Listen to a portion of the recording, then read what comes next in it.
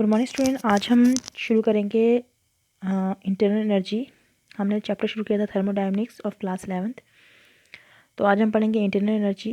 तो कोई भी प्रोसेस जब होता है तो बहुत सारी उसमें कुछ टर्म्स इन्वॉल्व होते हैं, जैसे internal energy, heat, work, enthalpy, entropy, free energy. तो हम पहले इंटरनल एनर्जी पढ़ेंगे। अब इंटरनल एनर्जी क्या होती है, हमने पहले भी शायद पढ़ा हो कि फिज़िकल केमिकल प्रोसेस जब भी होता है तो कुछ एनर्जी चेंज होते हैं, जो किस फॉर्म में हमें दिखते हैं, heat, light, work etcetera form में हमें दिखते हैं। अब जो इसकी एवोल्यूशन या एब्जॉर्प्शन जो होती है किसकी, एनर्जी की, ड्यूरिंग प्रोसेस, जब प्रोसेस कोई होती है तो एनर्जी, हीट जो भी है एनर्जी, वो एब्जॉर्ब या एवॉल्व होती है। तो इसमें क्या है, ये एसोसिएटेड होती है किससे, एनर्जी से।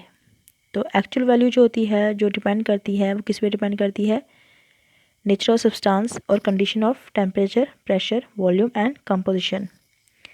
तो ये क्या होती है, it is sum of different type of energy associated with atom and molecules. मतलब डिफरेंट डिफरेंट एनर्जी जो होती हैं आपस में एसोसिएटेड होती हैं एटम एंड मॉलिक्यूल्स से, जैसे electronic energy, nuclear energy, chemical bond energy, potential energy, kinetic energy, और जिसको हम फर्दर इनको सम करके ट्रांजिशन एनर्जी बोल सकते हैं, वाइब्रेशन एनर्जी, एनोटेशन एनर्जी बोल सकते हैं, जो काइनेटिक एनर्जी का सम है।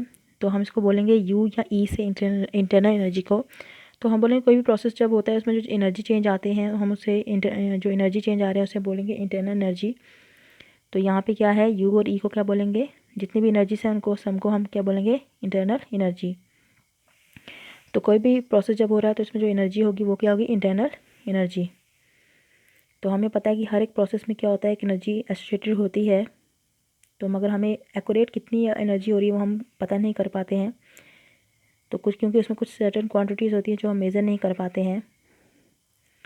अब आगे क्या है, तो ये ज़रूरी भी नहीं है कि हम एब्सोल्यूट वैल्यू निकाल सकें इंटरनल एनर्जी की, किसी सब्सटेंस की। तो कितनी चेंज आ रही है इंटरनल एनर्जी में वो हम कैलकुलेट कर सकते हैं। One the reactant change into product, जब भी रिएक्टेंट प्रोडक्ट में चेंज होते हैं, या फिर क्या होता है, when a system change from initial state to final state, या सिस्टम जो है इनिशियल स्टेट से फाइनल स्टेट में चेंज होता है, तो हम इसको मेज़र कर सकते हैं किससे, डेल्टा यू या डेल्टा ई से। मतलब कितनी एनर्जी चेंज आ रही है वो मेज़र कर सकते हैं। अब इंटरनल एनर्जी चेंज जो होगा उसको हम अगर इनिशियल स्टेट बोलेंगे कि पहले कितनी एनर्जी थे, U1 बोलेंगे, फाइनल स्टेट के लिए U2 बोलेंगे, और चेंज जो होगी उसको हम डेल्टा यू से करेंगे। तो डेल्टा यू क्या होगा, U2 माइनस U1। तो अगर कोई केमिकल रिएक्शन हो रही है उसमें UR जो होगा वो इंटरनल एनर्जी होगी रिएक्टेंट्स की, UP क्या होगा, इंटरनल एनर्जी ऑफ प्रोडक्ट। तो इंटरनल एनर्जी क्या होगी इसमें, delta u equal to UP minus UR। तो इंटरनल एनर्जी जो है डिपेंड सिस्टम की वो कैसे चेंज होती है, अगर हीट पास मतलब बाहर जाए या अंदर आए सिस्टम में, या वर्क उस पर किसी का सिस्टम पे का हो रहा हो या उससे गिराया जा रहा हो, या मैटर जो है अंदर आए या बाहर जाए, उससे क्या होगा, इंटरनल एनर्जी चेंज होती है।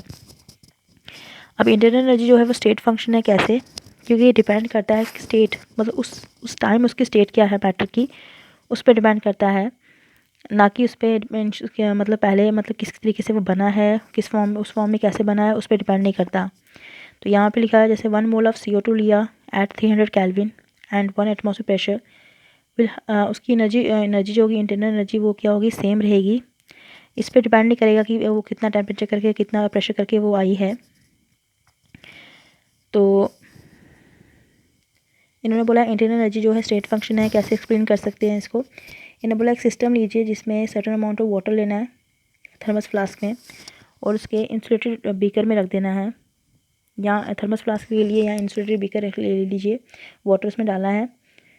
तो इंटरनल एनर्जी इसमें चेंज करेंगे हम उस पर काम करके, तो हम एडियाबैटिक प्रोसेस बोलेंगे, एडियाबैटिक वर्क बोलेंगे इसमें।